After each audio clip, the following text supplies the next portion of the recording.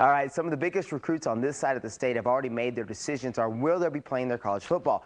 There is one that hasn't made a decision yet, and that's Tulsa Central's DeMarco Cobbs. Cobbs is being recruited by schools all over the country, and you better believe they're keeping an eye on DeMarco's games. You really couldn't miss what he did today. Could Webster slow him down at all, though? He's one of the top prospects, not just in the state, but in the nation. He slowed himself down by kneeing the ball and fumbling that bad boy. Come on now. That's not a loaf of bread. It's not a loaf of bread. That's all right. He gets some redemption.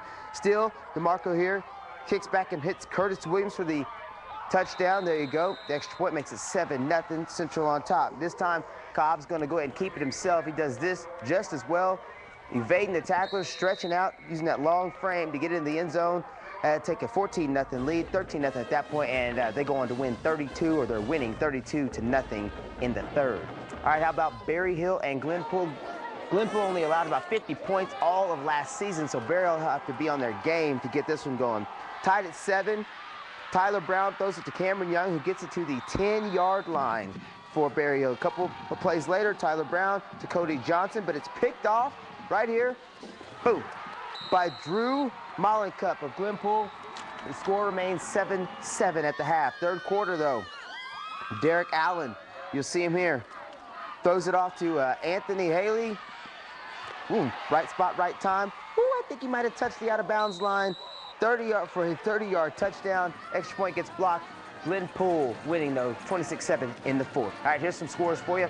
Bonita and Pryor was winning 14-0 in the third. I'll have to double check that one. McAllister with the big rivalry win over Durant, 35-0 the score there. Some other ones to pass along to you.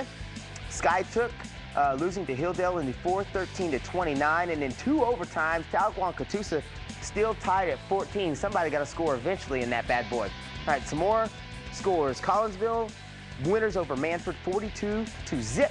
And Tahlequah Sequoia, led by Chris Littlehead, 20-3 in the fourth on top of Fort Gibson.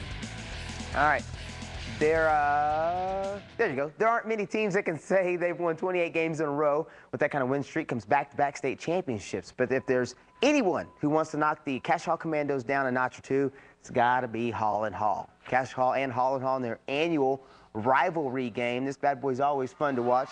Always excited to be around. Last play of the first half, Stephen Rouse throws a bomb to A.Z. Moyer for the touchdown. At the end of the half, that makes it 14-0 Cascia Hall. Cascia Hall, Connor Sherwood gets the fumble right here and sets up Cascia Hall in Holland Hall territory. Cascia Hall's in Stephen Rouse. Those to Garrett Waller, putting Cascia that much closer to the end zone. And last check we had in the score on this one, we had Cascia up and winning 21-0 over Holland Hall. Boulevard, Christian and Summit. Christian going at it. And this is Zach Sislak. I knew I was going to mess that one up. Scores around the left side from about 20 yards out. The Eagles take a 43-0 lead. They were opening their home field, and they win this one in grand fashion. It's not even close. 54-20, Summit Christian over Boulevard Christian. All right, some of the final scores to pass along to you. Wagner, 23-7 winners over Miami right now. Edison losing to McLean, 13-7 the final in that one. Perkins and Metro tied at 7 in the thirds. Last check we had Okmulgee winners over Victory Christian, 14-7. Some more Claremore Sequoia, 17-7 in the third on top of Verdigris, and Henrietta losing to Sperry. This one at halftime, 32-0. I'm sure that bad boy's been updated since then. All right, it's time for our final break. When we come back, I've got to show you my play of the night, and the Tulsa Golden Hurricane kicked off the 2000 season. I'll let you know if they started with a win or not right after this.